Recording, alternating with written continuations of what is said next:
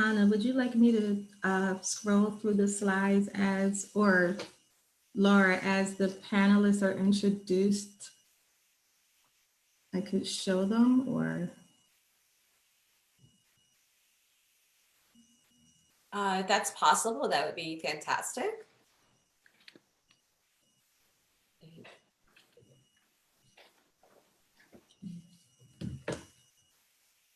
Okay, we're live on Facebook. Are we ready to begin? Sure. Okay.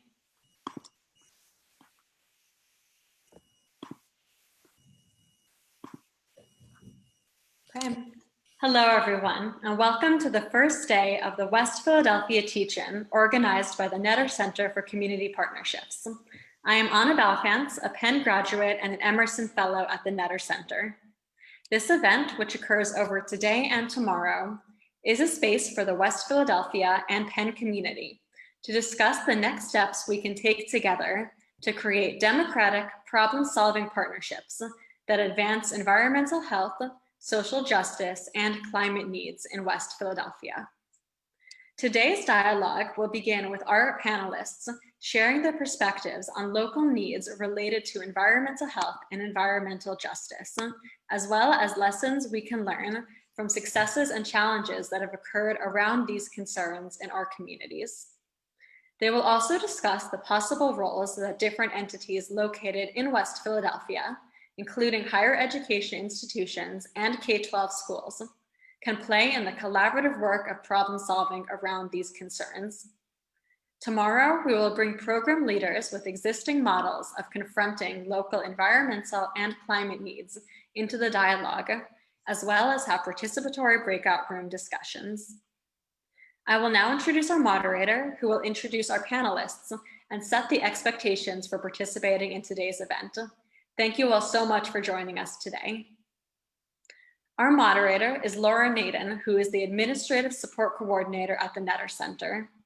Aside from her work with the Netter Center, Laura contributes to the School of Arts and Sciences Green Team and serves as the Communications Officer for the weekly paid staff assembly.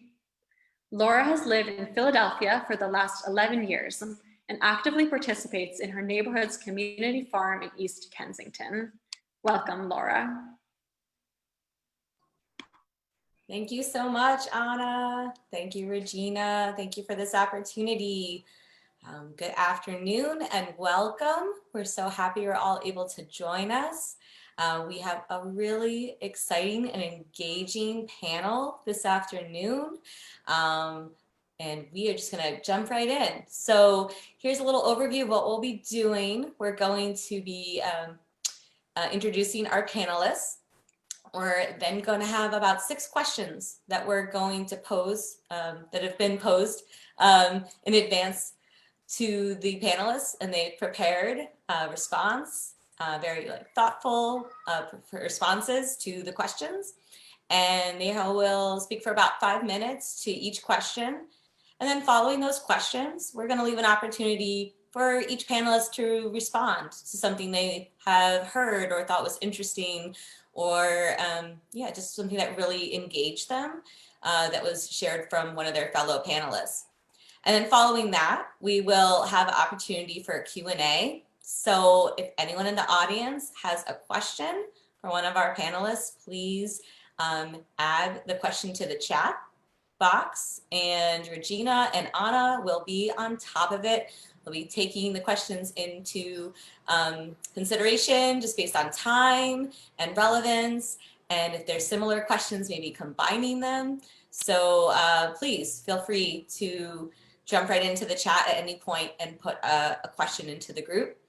So we're going to just give an understanding of the expectation of our conversation, which is that we hope everyone stays muted if you're not speaking. And this is being recorded, so thank you so much. Great, so allow me to please introduce our first panelist, Darren Tolliver. Darren has over 20 years professional experience in social work in the areas of childhood development, mental health, and education. As a lifelong community advocate, Darren is an acting commissioner on the Mayor's Commission of African American Males. Darren serves as the chairperson for the Men of Color and is a co-chair of the Dr. Martin Luther King Jr. Symposium. Darren holds a BA in political science from Temple University, an MSW from the University of Pennsylvania School of Social Work, and is currently working on his PhD in social work education at Widener University with a particular interest in evidence-based research and strategies that will decrease gun violence. He was selected by the social impact organization Generosity as one of the 12 people of color strengthening the social impact sector in Philadelphia. Welcome, Darren. Our next presenter is Pastor Knock. Dr. Joe E. Knock was born in Philadelphia, Pennsylvania. He was educated in the Philadelphia school system and graduated from Overbrook High School. Pastor Knock earned his Bachelor of Arts degree in political science, pre-law from Norfolk State University, Norfolk, Virginia. Pastor Knock earned his Master of Divinity from Eastern Baptist Theological Seminary.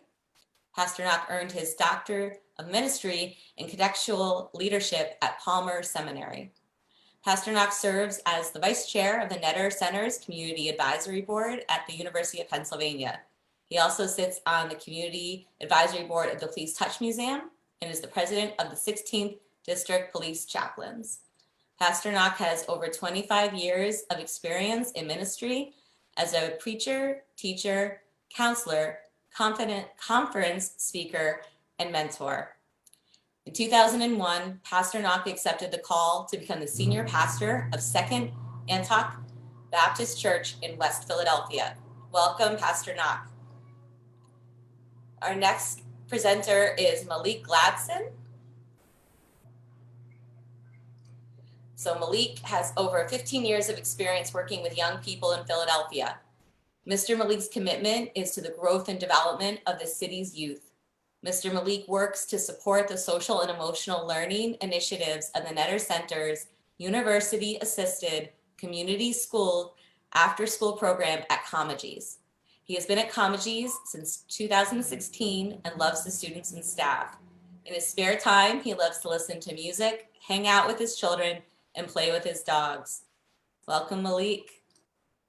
And finally, our last presenter is Kaya Taylor. Kaya graduated from Mastery Charter School, Shoemaker campus in 2019.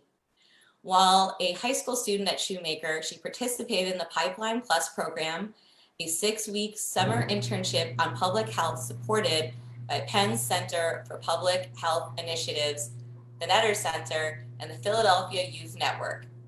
Currently a sophomore at Gettysburg College, she plans to study health sciences and receive her master's degree in order to go into a career in public health and reduce health disparities.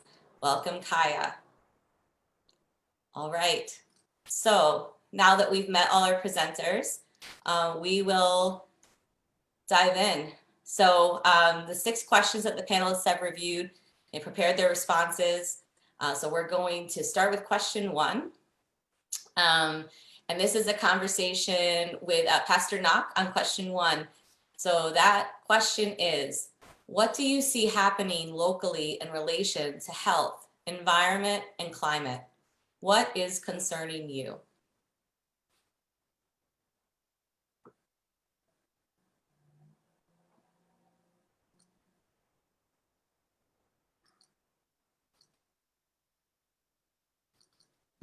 Dead space there. I'm sorry. Trying to capture that mute button. I apologize. Again, I thank you for the invitation to come and be a part of this panel today.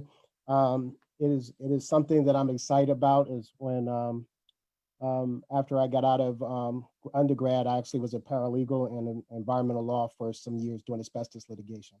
So when I look at this and I see the education that needs to go about it, I see that a lot of times when we see things on television and we read them in the newspaper, we don't see a correlation with regard to things, because sometimes they take place in other places and don't pay attention to how that it actually impacts even the Philadelphia area and the greater Philadelphia area. One of the things that, as we see currently with regard to even with these hurricanes, with the rise in the climate and the heat, and also with regard to the floods that come with these storms, the wildfires that are over in California right now. But we still have issues even locally with regard to some of these same issues. And one of the things that I've had to deal with as a pastor is to see some of the byproduct of the the medical issues that some of our members have had to suffer. It's particularly a lot of times with regard to respiratory issues. We too many times we talk about other factors, but some of the things that we have to also look at is inside of our churches where we need to get our house in order. If we paid attention, a lot of the times, I pastor a church that is actually 90 years old, and we actually have come into a building in 1950. So we actually purchased it from the first owners. With that, we've seen many challenges. The building was built in 1893. So we see asbestos pipes that are in the building. We see because of the size of our building, where they used to build larger edifices for worship sanctuaries, a lot of leaks. So we have sometimes we have to make sure that we take care of those issues with regard to mold issues, and also sometimes because of the fact that, as we know, if anybody's tried to buy a house recently, you have to take tests for lead. And a lot of times we look at the years in which those buildings were built, a lot of lead paint is in those particular buildings also. So we see, and piping. So we have a lot of things that we need to be aware of and inform our congregants and also the community in which we serve. And so in some of our neighborhoods, we also see that we were moving forward with regard to having bans on like plastic straws, and also with regard to bags in some of the grocery stores and alike. And then all of a sudden the pandemic hit, and now we're seeing gloves and masks all over the ground after after people finish, and seeing how that can be another environmental issue. So there's a lot that we can address and look into universities to help us to see whether there's better ways to recycle. We used to have problems in our neighborhood with regard to dumping of tires, and seeing how they can be collected and also be recycled in some type of way that can provide some sustainability in the future. Thank you. Thank you so much, Pastor Knock, for that really thoughtful response, and just for considering the community that you serve in your response. We hear it. So I'd like to invite Kaya Taylor to also respond to the question. Thank you. What I feel like what's been happening locally in Philadelphia, specifically West Philadelphia, in relation to like health, environment, and climate. For one, I feel like with health is definitely have been rapidly declining, especially since, I am a sophomore at Gettysburg, and the fact that I had to go home because of the fact that COVID-19 cases were rising, and a lot of like students were getting sick on campus. And then also of going back home, like in relation to like family, and then people that who are older than you. I live with my mom, so the fact that her health could be in danger because she has asthma, and the fact that COVID-19 has definitely put a lot of stop and a lot of hold on a lot of things. And I feel like the scenery that we've definitely seen when we turn on our TVs and we, go to the local news like ABC or NBC, like one of those like news stations, and we see people literally lying in a hospital on ventilators, and some of them don't even make it through like a week or maybe even a day. That to me is very, very scary. And I feel like as the people need to definitely take a step back and look at our health, whether it's mental health, physical health, or emotionally. That's something that impact us. I feel like we need more of healthcare to be made like affordable for minorities, not only who live in Philadelphia, but different counties as well. In the environment I see, because I'm a person who likes to like travel sometimes. Like I can go around a corner or walk to a park. Our environment needs to be a little bit more cleaner, a little bit more better. I feel as though we should have the resources to be able to plant more trees, to have a safer a playground so that children can go to without having to always be cautious of their surroundings. Certain places should be safe.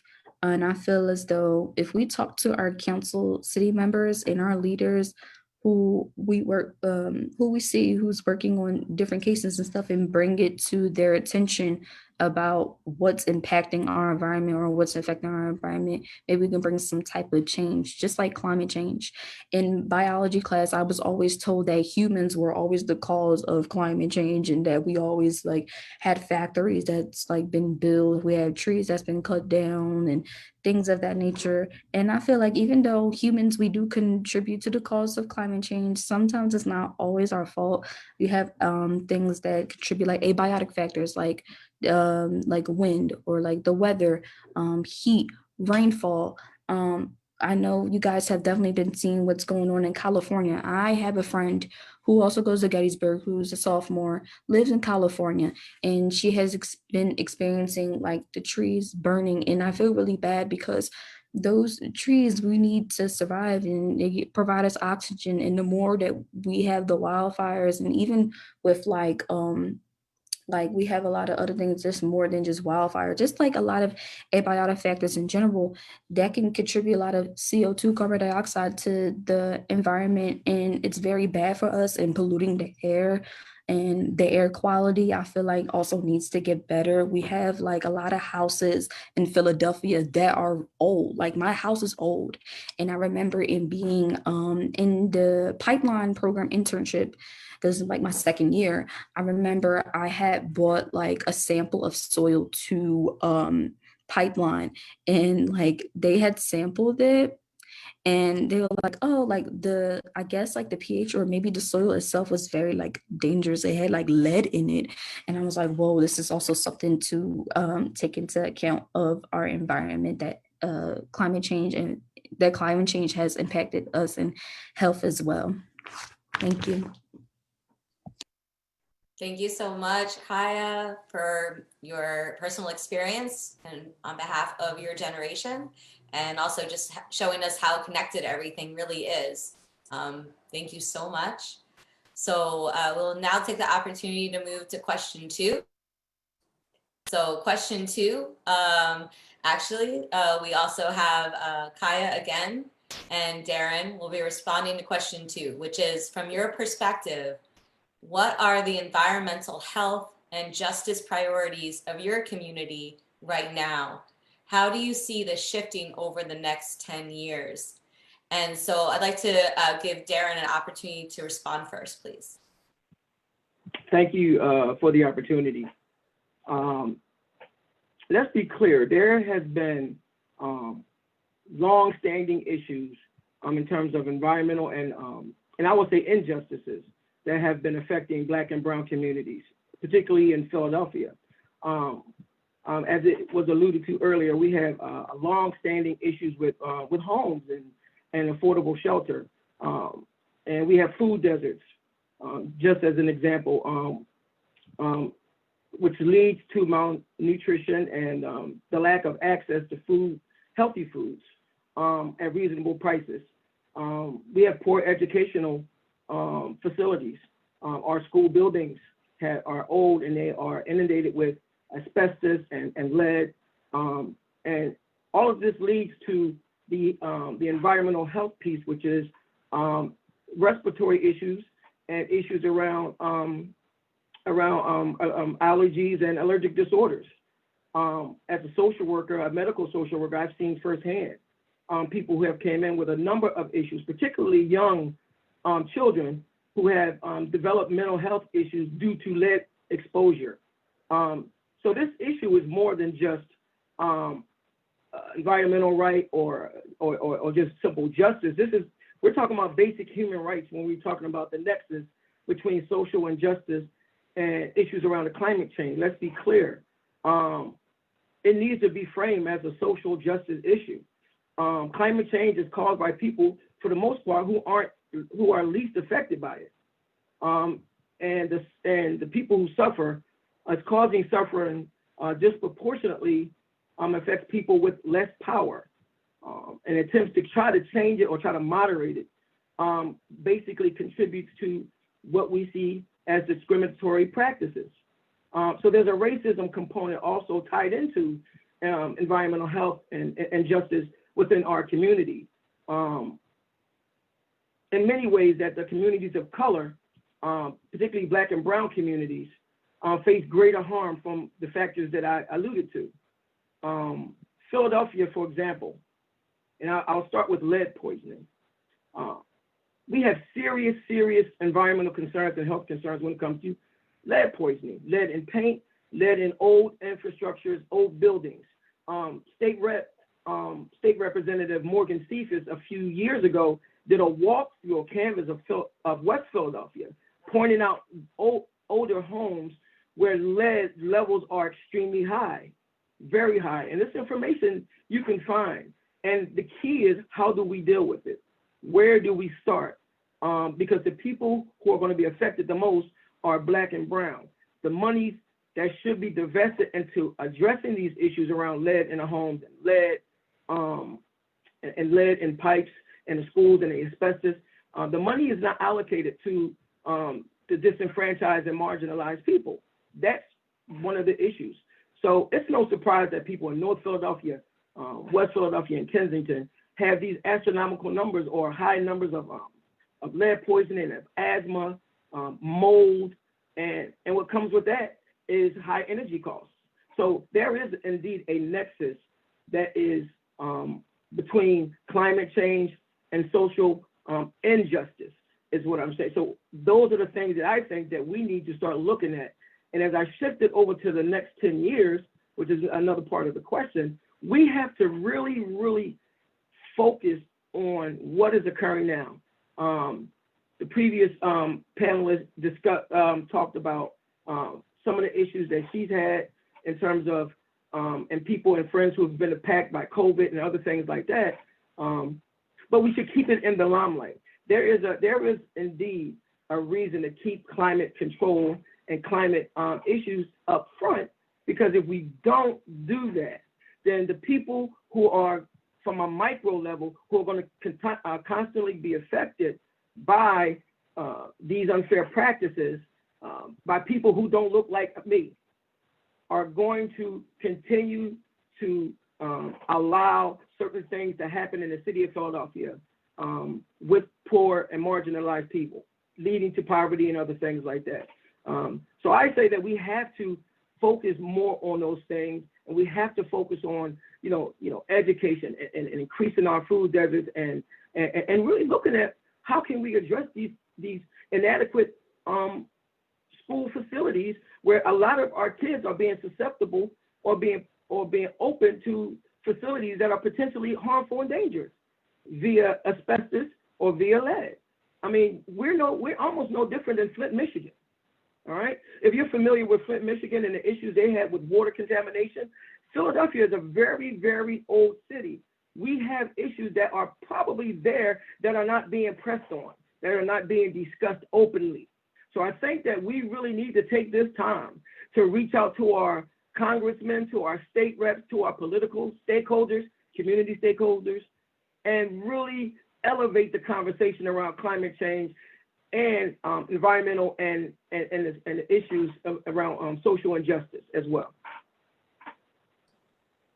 Thank you so much, Darren, for sharing. And yes, that's a lot of things to think about. I feel like Kaya's going to have a great response, especially when it comes to the locality of some of the comments you've made, and also as a former student of the Penn public school system. So Kaya, back to you with this question.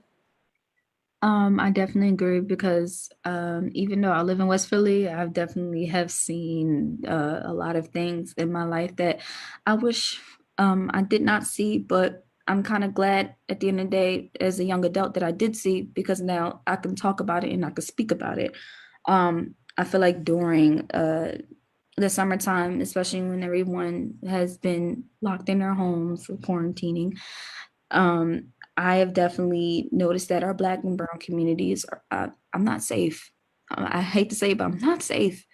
I was Yeah. more safe in Gettysburg than I was in West Philadelphia. It's scary to me how that these issues that you have to touch on, that you have to touch base on, that you have to come forward and advocate for the Black and Brown community, especially since I'm 19 years old. I shouldn't be the only one who's doing it alone. And I feel like the importance is that when growing up, especially in the school system, and I was in mastery, I feel like the thing that we have lacked most in schools, especially in Philadelphia, is the lack of funding. Especially like when it comes to education and the fact that, oh, every like school year you need new books, you need new this. I mean, you're gonna renovate the school. There was a point in time where 30% of funding was actually going to the magnet schools instead of the charter schools and public schools. And to me, I was like, oh, that's wild. Like, that's not okay. Like, what about the education in West Philly? And with that being said, I feel like it's time to start talking to our council members and our state representatives about the education in West Philadelphia and in other places in Philadelphia that doesn't receive a higher funding rate, and also to talk about the test scores as well. I feel like that's something to mention, is the test scores when it comes to like the PSSAs, when it comes to like the Keystones. Like for me, I definitely had AP classes, but I feel like when it comes to the exams, I'm not prepared. I'm not ready because of the teachers don't really prepare us. I went into Gettysburg as a freshman lost because I did not know how to properly study and how to study. I felt like when I was sitting in the classroom, the only Black girl in the classroom, I felt intimidated. I felt like there were people who were smarter than me, even though I should never think less of myself. I really just sat there and thought about the education that I received in West Philadelphia. And I was like, wow, what could my school have done about the education in the school? I feel like principals, since now, like my principal has left, so there's a new principal at the school. And I feel like the principal should hear these kids, the youth voice, when they say that we are not learning anything. And I believe it. Like if you feel like you're coming to school and you're not engaged, then that's a problem. Also something else to touch on is definitely, once again, healthcare. Chronic illnesses are a real thing, and I feel like it does lead to another topic of like public health. I feel like healthcare in general for Black and Brown communities is such a disparity. You have like health equity and then health disparity, and with those two, I just feel like it's not fair for the Black and Brown community to not get like really the proper care that they need. I have seen like down 15th Street, a lot of homeless people like just laying in the street, and I feel like really, really upset because you don't have nowhere to go. What about the shelters that need to be built in certain places of Philadelphia? We have to realize that West Philadelphia, just like North Philly in the Northeast, is very crime related cities. And of course, a lot of people will look at us like, oh my gosh, they live in the hood or the ghetto. Yeah, this is where I live. But at the end of the day, I'm fighting for the right to have like justice in my own city. Like people don't really understand when I say it's a struggle, there is really a struggle. And also with the also with police, in the summertime, around the corner from where I live, ShopRite was raided on, like it was not only raided, it was looted. And a lot of our Black and Brown communities, they were mad. It was like literally World War III right in front of my eyes. I mean, I wasn't there to witness it, but I was there to like sit at home and witness it on the screen. And the fact that it, as a young Black female, I'm like scared for my life. I'm scared of what would happen in the next 10 years. It's already bad enough. We have politics involved in are the president of this country. Lord Jesus, help me. Like, it's already like bad enough that we have a president who really does not care about American citizens. I hate to say it, but it is the truth.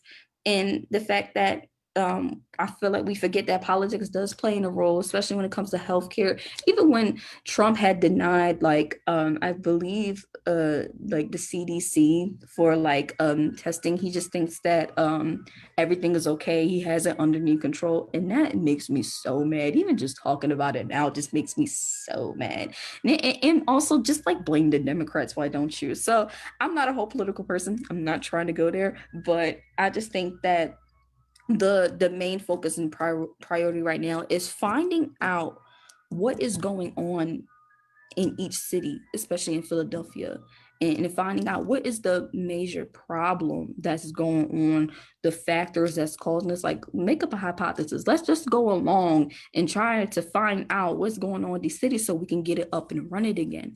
But who knows if people really care? Like, who knows if how long this will take? This will take 2 years, 3 years. I don't know. I don't know how long the planning will be, but I'm hoping that it's not just justice, it's more of sustainability and maintaining our environments to be healthy and unified as a whole. Thank you. Wow, thank you so much, Kaya. Thank you so much for sharing so honestly. And we are so excited to now just take a moment, a pause between questions to allow for the presenters on this call to respond to one another for what's been said up until this point. So Malik, we would like to offer you the opportunity. I know you had some things on your mind and they were very pertinent. So if you'd like to respond, please. I mean, a lot of what I was putting in the chat was just responding to a lot of things that Kaya was. Kaya, you are amazing. First of all, you're gonna go real far in life. I like your perspective on things. You have a very keen and astute perspective. Like, you watch things and you pay attention. You know what I mean? And that's very rare amongst a lot of our young people. You know what I mean? A lot of you guys don't really have long attention spans. You know what I mean? And I can hear from the way you articulate things that you pay attention to a lot of things. You know what I mean? And that'll take you far in life. I just wanted to say that. And a lot of things that I was saying was basically just a response to touching on a lot of points that she was making. I like to go back to something that Darren was saying when he was talking about lead poisoning and lead paints in our schools and things of that nature. A lot of that is tied to a crumbling infrastructure, which is also tied to property, which is tied to property-based educational funding, you know what I mean? Which is why the schools in Southwest don't look like the schools in Chestnut Hill, and they're both Philadelphia public schools, but there's a higher tax base in Chestnut Hill, so the school district allocates more funds to where, you know, where the money goes. An example of that is New Jersey. New Jersey eliminated that a few years ago, and since then, school districts like Camden, Trenton, and Newark have caught pace with a lot of like the more suburban school districts, like the Oranges, like Cherry Hill, like Short Hills, a lot of the more affluent neighborhoods in New Jersey. If Pennsylvania would do something as simple as adopting that model, we could address a lot of those things. And then when you look at higher rates of, in a lot of our schools in our what we call our inner city schools, higher rates of IEPs. We have a higher we have a higher rate of IEPs in a lot of our inner city schools. Higher rates of ADHD and ODD. We have lower PSSA scores. And a lot of this is tied to not only schools, but communities with crumbling infrastructures and higher rates of lead contamination, not just in the paint, but in the water.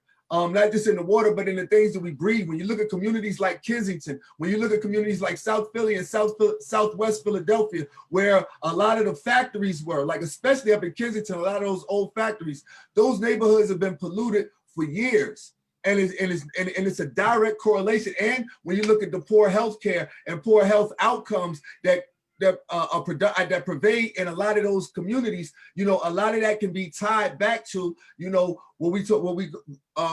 going back to it, I hate to be jumping all over the place, but things are so systemic and everything ties into everything else. when you want to look back to healthcare, why we don't have a national healthcare system like they do in Europe, which was proposed during the Marshall Plan after World War II. It was because the Democrats, the same Democrats that fight so hard to get healthcare now, the same party back at, which we call the Dixiecrats, because they was the party of the South at the end of World War II, they struck down a national healthcare system because they didn't want Black folks to have free access to healthcare. And it's still, to this very day, you still see disparate outcomes because instead of free healthcare, you have Medicare. It's Medicaid, because Medicare is what we give to our senior citizens. And you have a tiered healthcare system. And a lot of times it's people in our community that we're faced with. That's why we have worse healthcare outcomes when it comes to COVID. And all of this goes back, it all ties into environmental justice, because a lot of these neighborhoods, when they were constructed around the turn of the century, they put a lot of the factories in these neighborhoods because a lot of the people that work in the factories, they didn't want to have to transport their work base. So what they did was they built these cheap, shoddy houses, and they built them all around factories so that the people could go from home to factory, and then they had to put schools in there because these people had children. But it was always meant for the haves to kind of like export all of their pollution and, to where the have-nots were. So it didn't have to bother them. So when you go out to the communities, when you go out to like the main line, look how beautiful it is when you ride out to the main line. You go through the hills, you see all the trees and everything. The houses are big. I mean, a lot of the houses are literally in the woods. They don't have that in the city because the cities weren't made for that. The cities were made, for the proletariat to work, and the people that take their money and leave the cities and go back, before the turn of the century, it was like back out to the farms. The farms became the suburbs and these estates. And that's how it's been dichotomized. Now it becomes more of an issue because a lot of those people who fled to the suburbs are now coming back to the cities. And now it's time to make the cities livable again. Hence gentrification. And so now it's become a lot more pertinent issue. Now we talk about environmental justice because these people who are coming back to these communities don't want to live in lead-infested and polluted communities. So now they want to try to organize and everything and to get these communities cleaned up. And at the same time, displacing the very people that they placed in these communities in the first place. So that's all I was really saying in the chat. If anybody would like to add. Thank you, Malik, very much for not putting everything in the chat. I think it was way more powerful to hear it come directly from your mouth. Definitely. Thank you so much. No problem. That response was so fantastic that we're actually going to move on to the next question. We will pause again for responses from the other presenters, but for the sake of time, we're going to keep things moving forward if that's okay. So the next question is a conversation that we're going to be having with Pastor Nock and Darren. And this question is, what roles do you see for the following entities in local environmental health, particularly over the next decade as we face the climate emergency, higher education, schools, healthcare, community spaces, and organizations? And I'd like to start with Pastor Nock, if that's all right.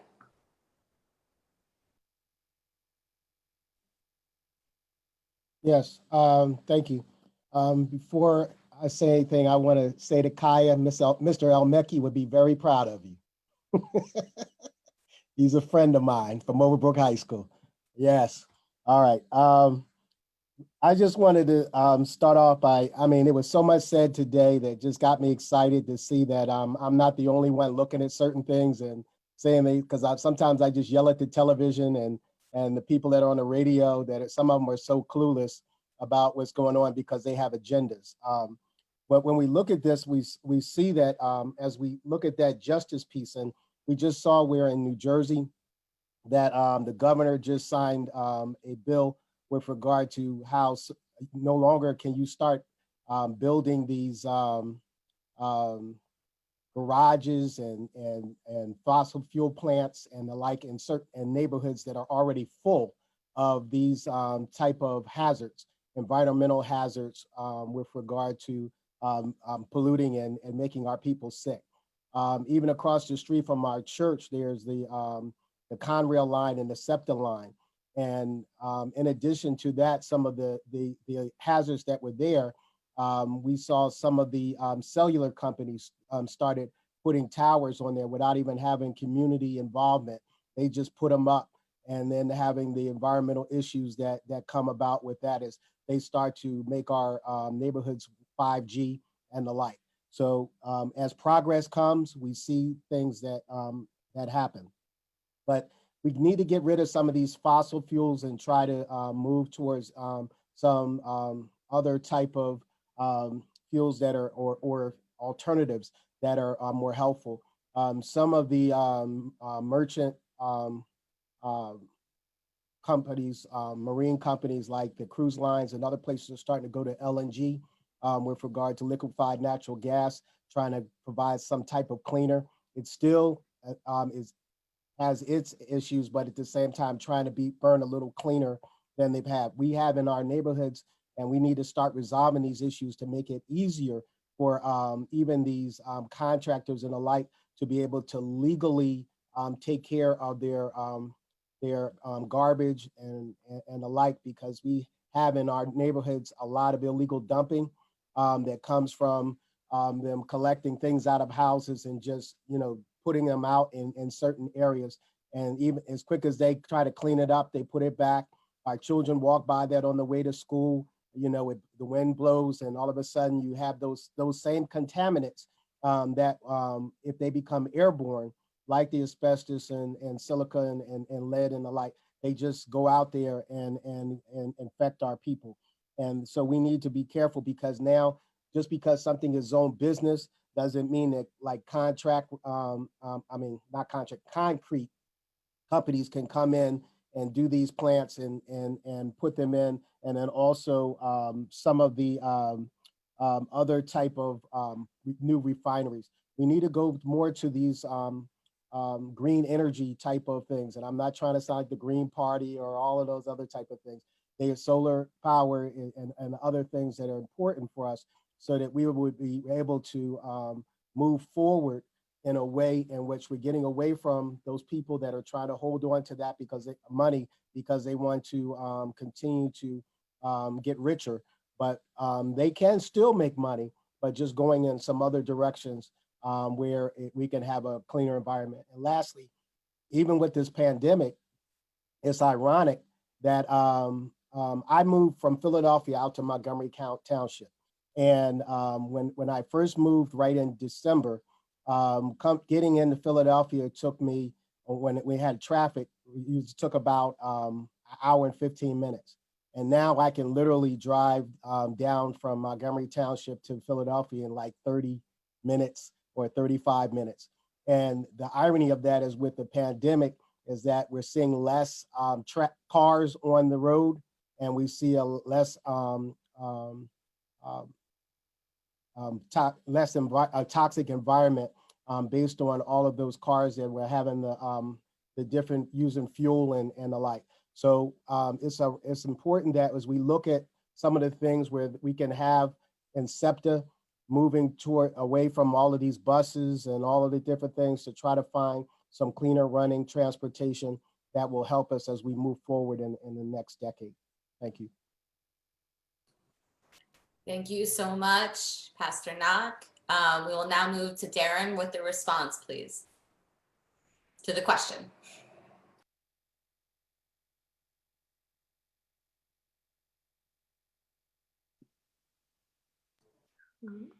Oh, sorry, Darren, we have to unmute you. Okay, you're all set. Thank you. Okay, no worries.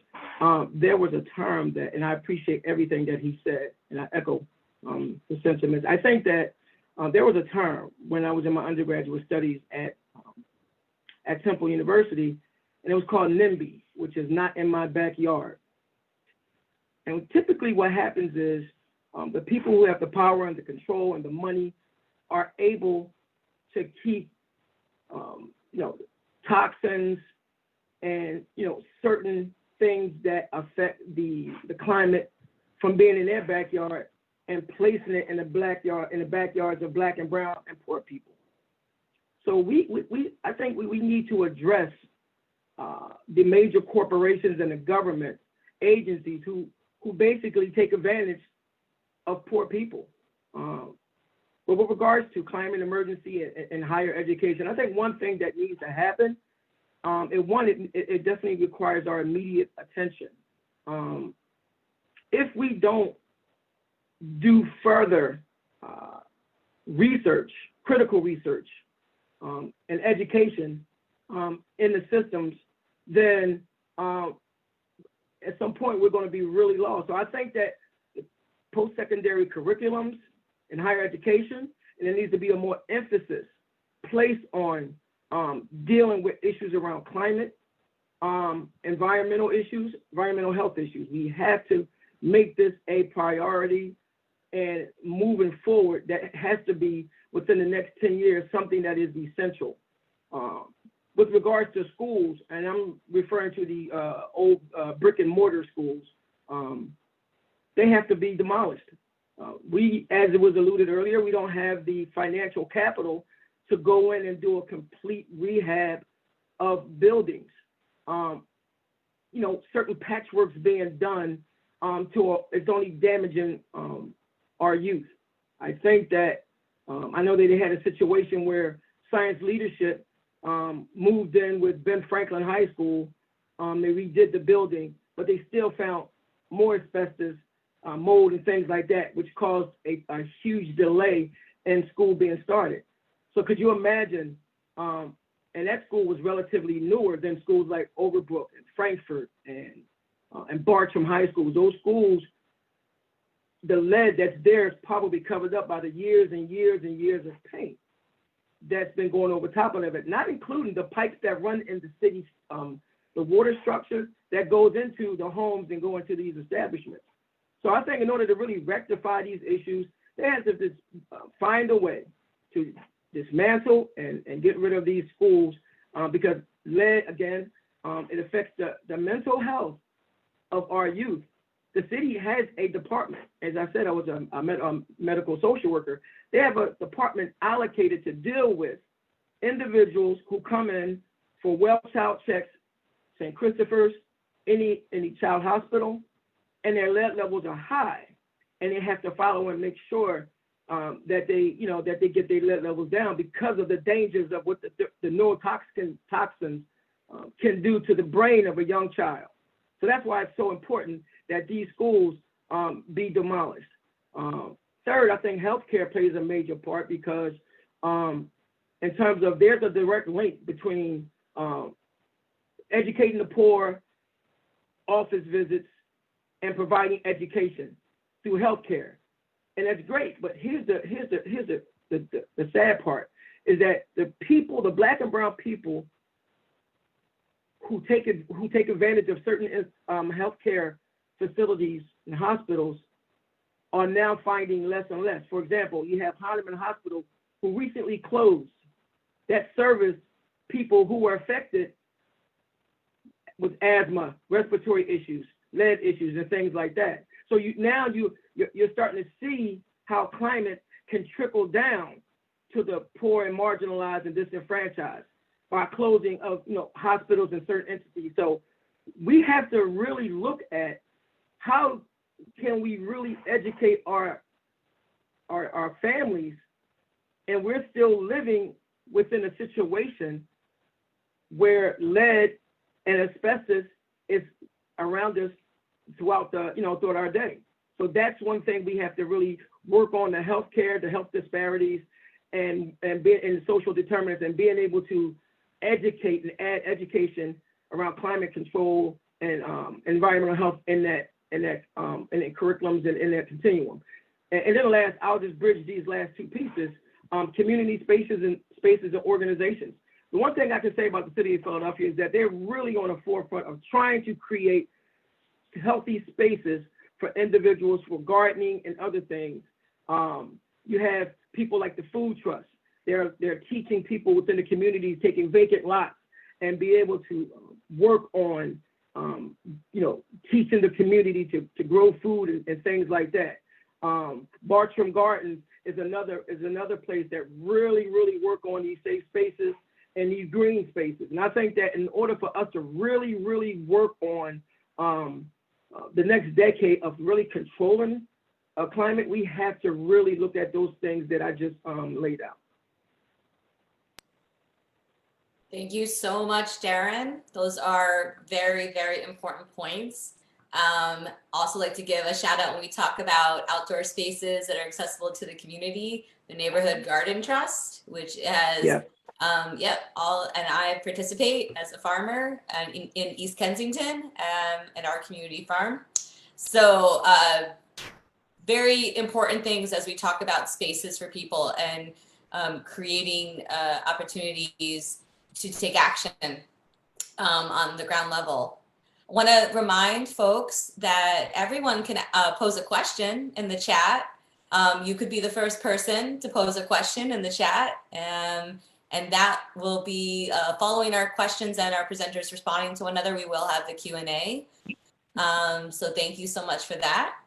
We're actually going to move on to our next question, which is going to be a conversation with Malik. And this question is, what other entities need to be involved? What collaborations with those entities would you like to see? And turning it to you, Malik. I think because the issue is systemic, I think everybody should be involved. I think we should start with the community organizations. We can start with the organizations that are already in the communities, such as, for example, like a lot of the churches. We can start at the churches and the mosques, because a lot of times the people, most of the stakeholders in the community usually attend, the churches or the mosques within those communities. So we can start there. Also start within the schools. We need to take a more community-based model to our school system needs to become more community-based. Because most schools are the hubs of their communities, especially in a lot of our Black and Brown communities. When you look at the fact that when we're talking about in the brick and mortar setting, not in this, this aberration of COVID, but when everything gets back to normal, most kids get 2 or 3 meals from school. When you talk about breakfast and lunch, and then sometimes they get 3 meals if you're talking about an after school program like our UAX program, because we provided dinners in the evenings as well. We need to put health clinics in our schools. If we look at the schools as hubs of our community, and we bring all of these systems and bring social services into the schools, like, a lot of schools, like ever since Comegy's had those issues, Comegy's got a social worker. But every school should have a social worker. There should be someone there so that when you have a child that's coming to school with no coat when it's cold, that's a red flag. So, the principal can call the social worker, and the social worker can get that parent in there and connect that parent with certain resources, and maybe get the supports that they need to help, buttress that child's school life, so that he or she can come to school and be successful. Because a lot of reasons why a lot of our children aren't successful have nothing to do with their academic abilities. It's a lot of external factors and external circumstances. So if we create systems to address those circumstances and centralize those systems where we know everybody goes to school, especially if you're talking about kids between the age of like 5 and 14, everybody goes to school. You know what I mean? And at the end of the day, where you can find the parents. You can find them dropping their kids off or picking their kids up. So if we know that that's the one place that you can catch them, I think that's where we need to begin to focus a lot of these services and synthesize a lot of these services so that we can help these families systemically, both internally and externally. Did I answer the question in full? If there's anything else you'd like to add, you're very welcome. I mean, no one's getting graded for once, right? Okay. So this has been, fantastic response, and very realistic response, actually, about like actionable things that we could be doing and uniting upon as a community, and connecting with resources, things that people might not be aware about as well. So thank you for that, Malik. And these are why our communities take the short end, because we don't organize. Sorry, say again, please. The reason why our communities get the short end of the stick economically, environmentally, socially is because we lack organization. We're not organized. And that's the number one thing. So if we could create systems and centers in which we can organize and come together, I think that will be helpful exponentially. Thank you very much for that. So great. So what we are going to take this moment actually to take another pause to allow the presenters to respond to anything that has been shared up until this point. And then we'll have one more question.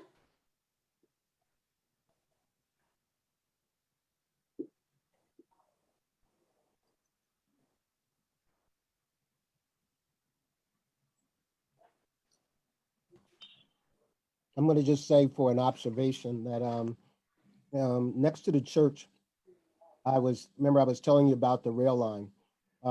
They had a new family that moved into our neighborhood, and they were excited to be there. So they wanted to plant a garden in the back of their in their backyard so that they could grow fresh fruits.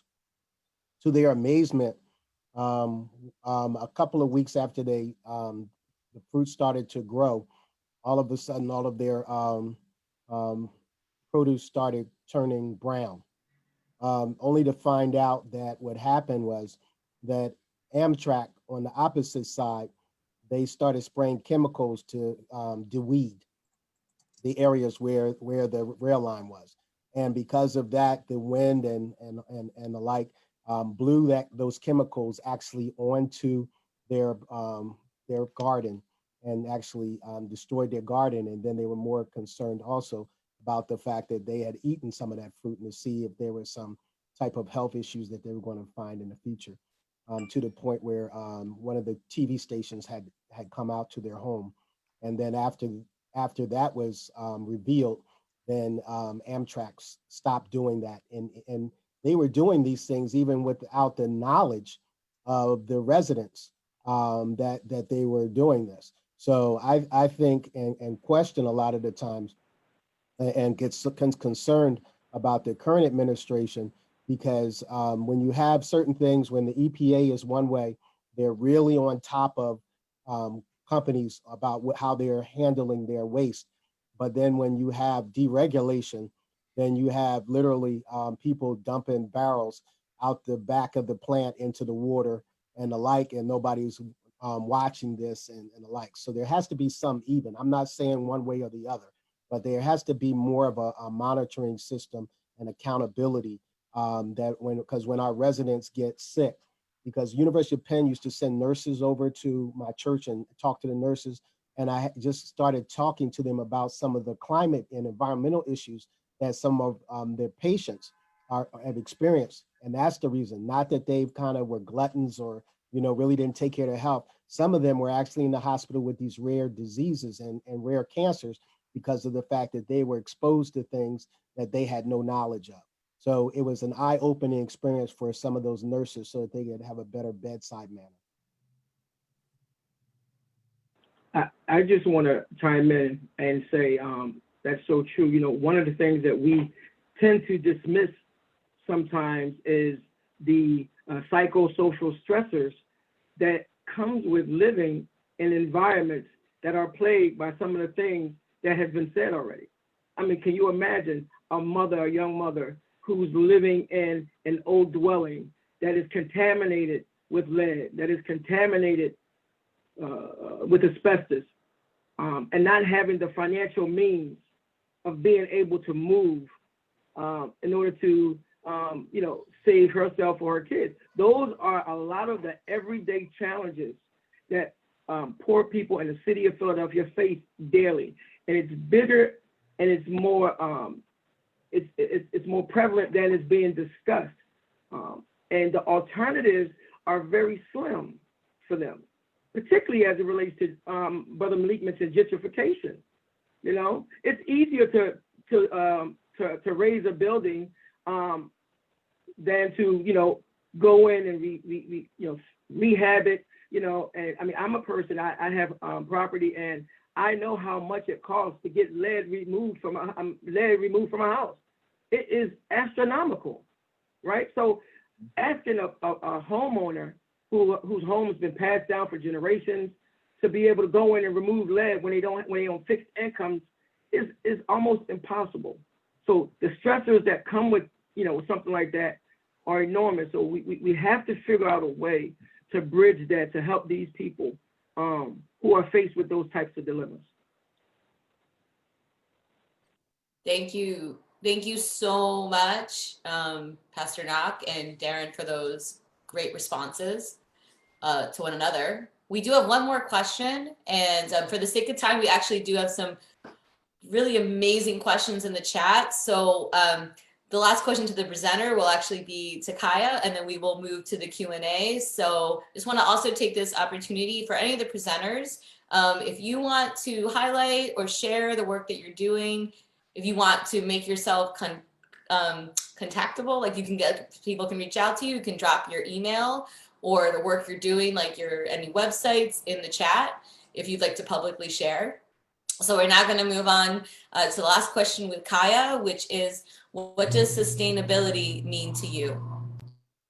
I think for what does sustainability mean to me is shifting the balance of what is happening in our world today, in our communities, and in our states, whether it's political, whether it has to do with healthcare, whether it has to do with justice, just the main goal. What's the main goal here, and how are we going to achieve it? And then in some ways, I feel as though it'll be harder to sustain an environment, whereas you have Black and Brown communities who are constantly fighting for justice, whether it's for the justice system they are fighting or police in general. Just not being sustained is what's been happening since back then in like the 1960s or way even before.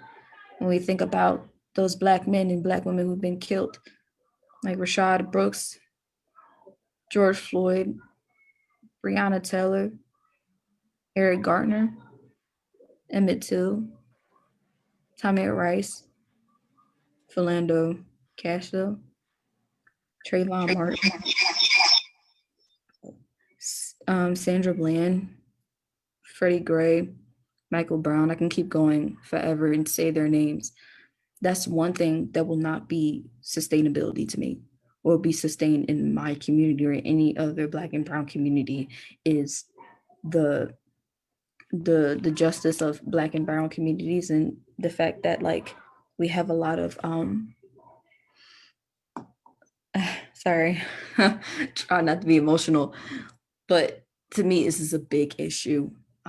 We need youth to be involved and to be sustained. We need people to speak out against these issues. You can't hide behind the door. You can't be behind the issue forever. And you have to get out at some point, and also like vote. Voting also matters. Your voice matters. And I think people don't realize when there's an unshifting balance, it's like almost saying like unshifting balance of power. I don't believe that like we need power. I mean, I'm not saying that I don't think we ever need power, but sometimes power can get out of hand. I just feel like with sustainability, more of an action. It's more action speak louder than words type thing, and that we need more people to come together and to create sustainability in our environments. Thank you. Thank you, Kaya. Thank you for the amazing closing to the questions. Really, we're all really honored to have you here today, along with the other presenters. It's been a really important and special time that we've had together. So I'm going to turn things over now to Regina and Anna, who've been keeping track of the great questions in the chat. So we're going to move to the Q&A. Thank you so much, Laura, and thank you to all of our panelists and our participants who joined us today. Our first question is from Simon Richter, and the question is, how could Penn be a better ally, partner, advocate for West Philadelphia schools and communities? And any of our panelists who would like to respond, please go ahead. I think as a person who has been a part of the Penn community for over 20 years, there are a number of resources that are there, the Netter Center being one of them, who are able to go out and meet with community stakeholders about certain issues that relate to whether it's violence, education, whether it's health, whatever.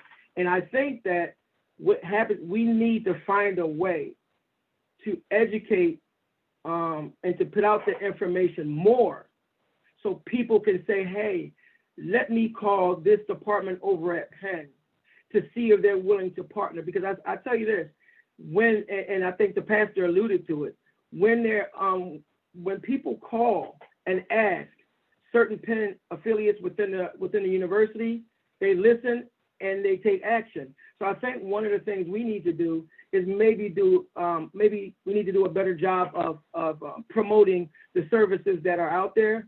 But I can tell you that the Netter Center is definitely one spot where everything starts. And then from there, if they don't have the answers, I'm pretty sure they can give you the answers of where to and how to connect with, departments and facilities within the university that will help you in your mission.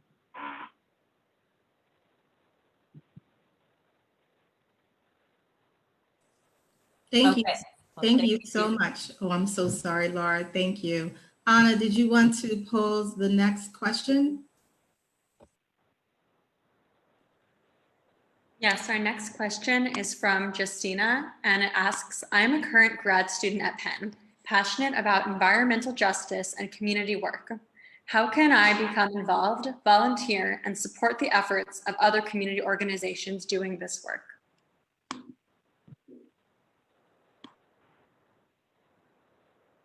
I would like to tackle that issue. A lot of the times you have the different stakeholders that have their meetings.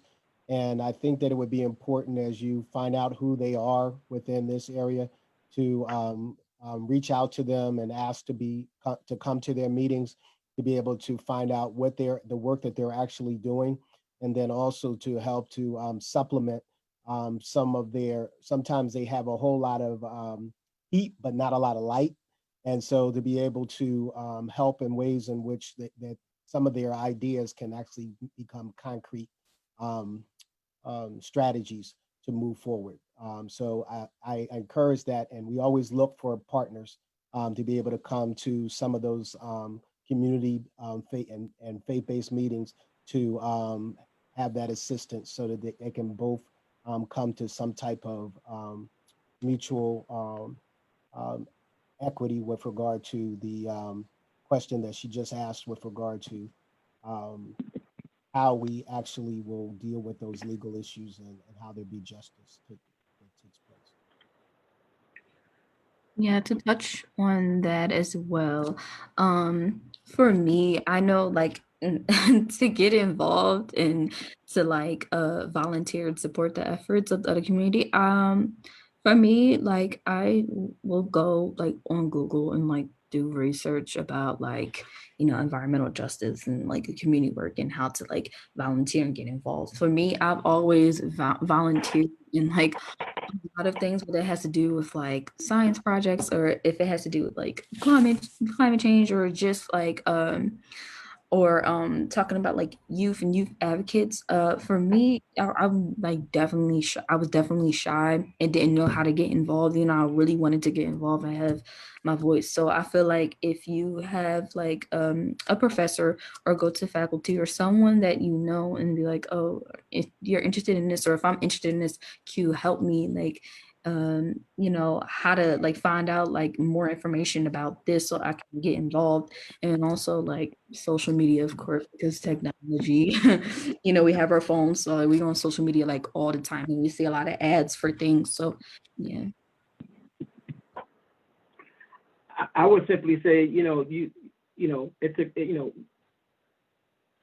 change and social change involves being involved on a grassroots level, which means, you have to, put your boots to the ground and really, find organizations that are doing the work, and don't rely so much on the academy to lead you, but go find the people who are doing the work with whatever area that you're interested in. I think it starts there, and you have to be committed to it and be passionate about it. But yeah, I would say look at grassroots organizations that are currently doing the work. I mean, I don't think the wheel needs to be reinvented. I just think you need to probably find who is doing the work and then try to find a way to partner with them.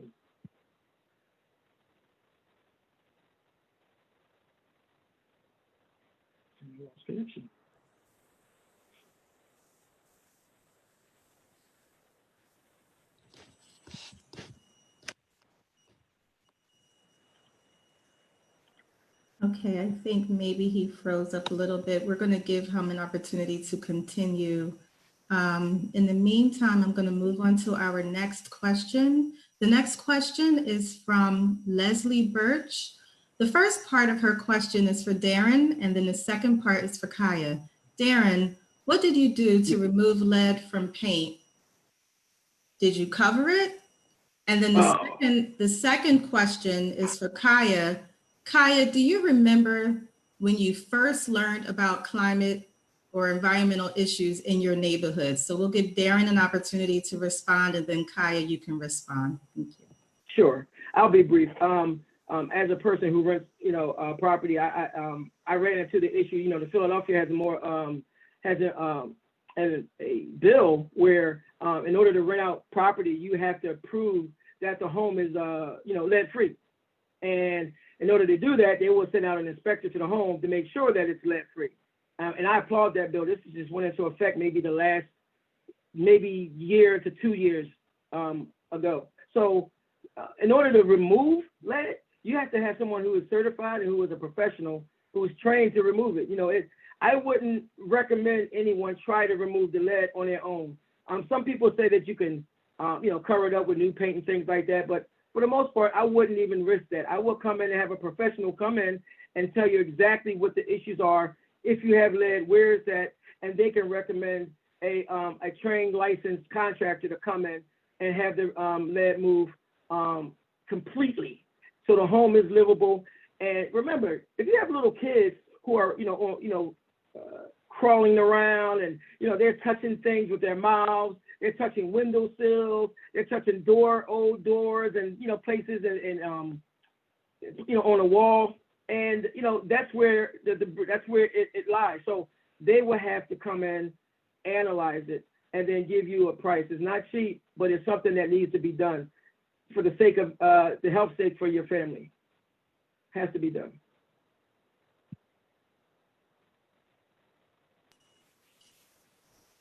Thank you. Kaya, would you like to respond to your question?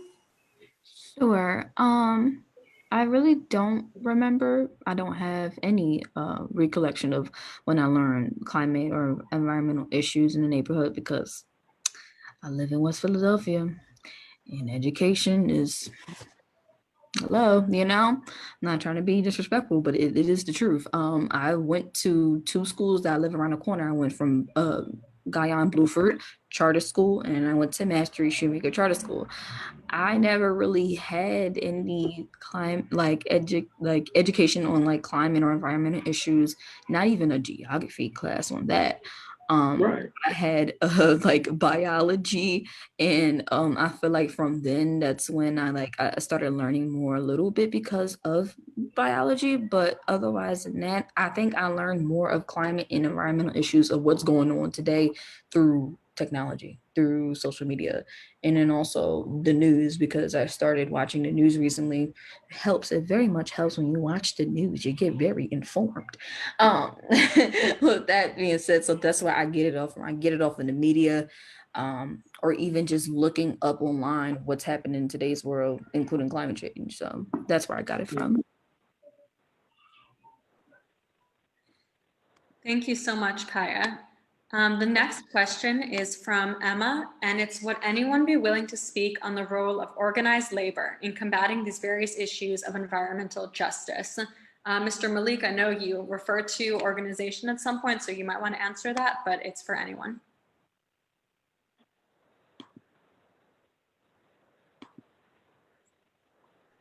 Yeah, I'm not really familiar with the labor movement, so I don't want to speak outside my depth. You know what I mean? I just kind of stick to what I know. Schools and netter, that's what I know. We can give you a chance to talk about that after this question. No doubt.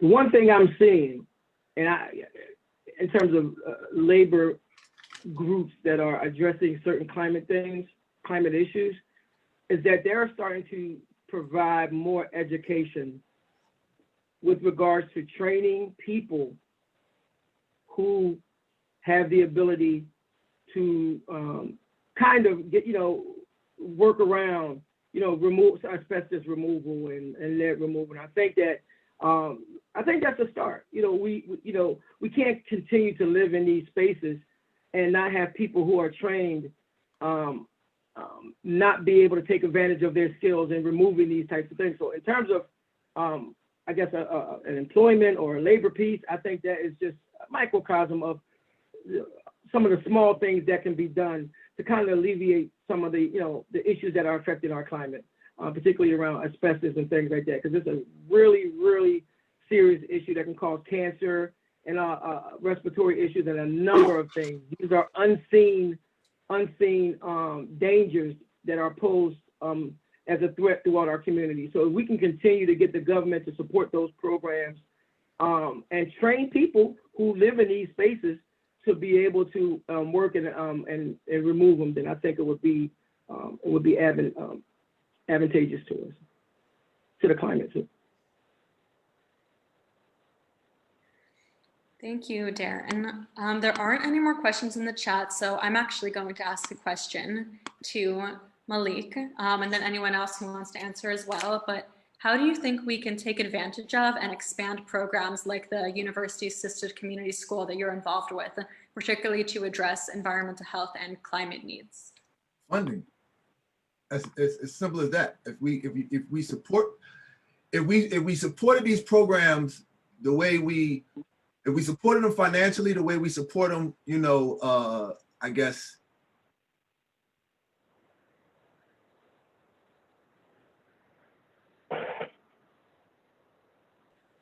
I'm sorry, I didn't know I was on mute. Financing these, we just need financial support. Because whenever we talk to people about the great work that we do at the Netter Center, everybody loves it.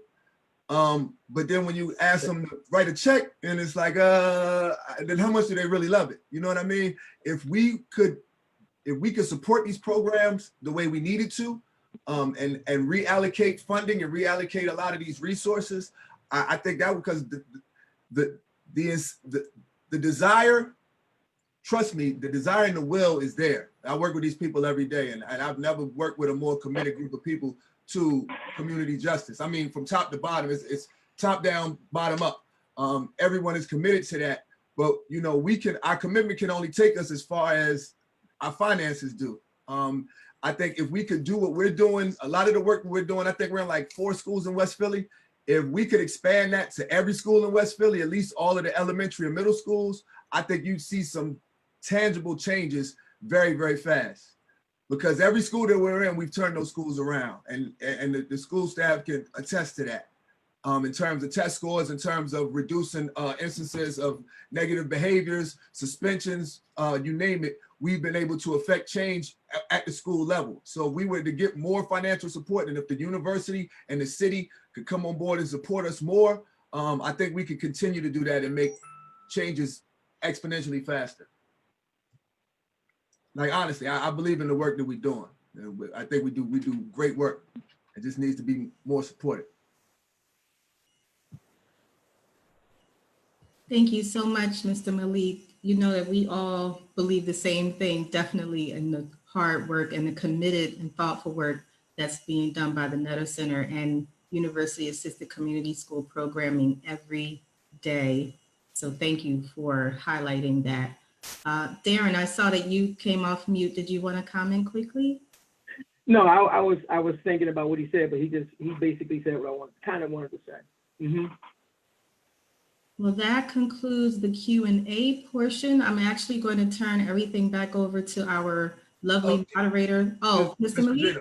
One more thing to add. Sure. One more thing to add that I think that we don't do enough is maybe is leveraging our university resources a little bit more. Like, say, maybe working with Wharton to develop some corporate community partnerships, because corporate community partnerships are huge. And if we could find like a corporation to come in, like an Amazon, or not even an Amazon, let's say like a Target, who does a lot of business in the city of Philadelphia, you know what I mean? And I'm sure somebody at the Wharton School knows somebody on the board at Target, and we could bring some of those corporations to come in and kind of maybe support us, even if it's not financially, if it's just with like tangible resources, like maybe book bags and winter jackets and things of that nature. I think that would also be a huge help to leverage more of the university resources as well. But I think, and you're absolutely right. I think it needs to be a bigger push than, you know, just those types of resources.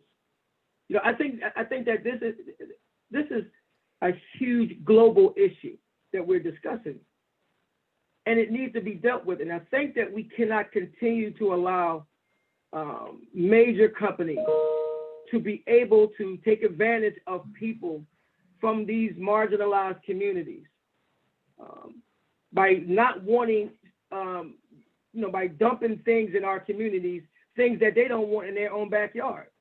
I mean, it's clear as day. You're not going to see certain things that are happening in Montgomery County and, you know, the main line that's happening down in North Philly or Kensington. It's not going to happen. And the thing is, they will throw certain funding in order to appease people. And I think that we have to call them out. I think we're at a point, it's 2020. You know, our climate is really, our health is really, our social issues are really, really becoming magnified. And we can't keep playing this, you know, back and forth peace game, take some, give some. We have to have organizations. We are eds and med town. We need to have organizations and universities committed to coming into these spaces to really work with people who really are interested and are vested in changing what's occurring in the city of Philadelphia. That's a fact. But I feel like these corporations have raped us for so long, they owe us. And they get money, they do money in our community, they owe us, and they should be giving back. Thank you so much, panelists. So at this time, we're going to turn things back over to Laura, our moderator, to kind of close us out of the session. And thank you again, Laura. This has been incredible, and thank you so much, sincerely, to everyone for your time and for your efforts and for all the thought that you put into this conversation. It's really just the beginning, but we do want to take an opportunity to thank our panelists, Darren Tolliver, Pastor Knock, Malik Gadsden, and Kaya Taylor. You've all been so incredible today. Netter Center will also be hosting part 2 of this teach-in tomorrow on Wednesday, September 23rd, also at 4 p.m. to 5:30. This featured program will have leaders confronting environmental health, environmental justice, climate needs, as well as participatory roundtable discussion where we can all discuss the next steps we can take together to address these concerns. This event will take place on the same exact Zoom link that you joined today, and we hope to see you there.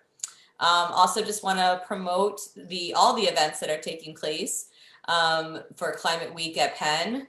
We're going to just drop that reminder link in there. So yes, thank you so much for joining. Thank you for the conversation. And tomorrow will be, to Anna's point, more about action, because the conversation's important, but then what's next is even more important, right? So everyone, please have a wonderful evening. Thank you so much. Take care.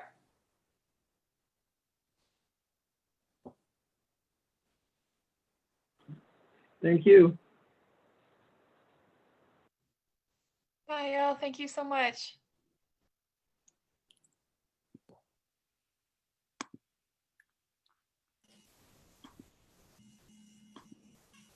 And thank you, Regina. Thank you. This was awesome. I really appreciate your time and your perspectives and your insight. Thank you, thank you, thank you. And for all that ARC is doing. I've been receiving all of the updates and sessions, and I've been sharing them with others. So you guys you're busy over there. Thank you for all of your hard work. Trying to make a difference. That's all. Thank you. Definitely. Thank you. Good night. Well. Thank you so much. Thank you, Laura. Good job. Thank you. Thank you for everything.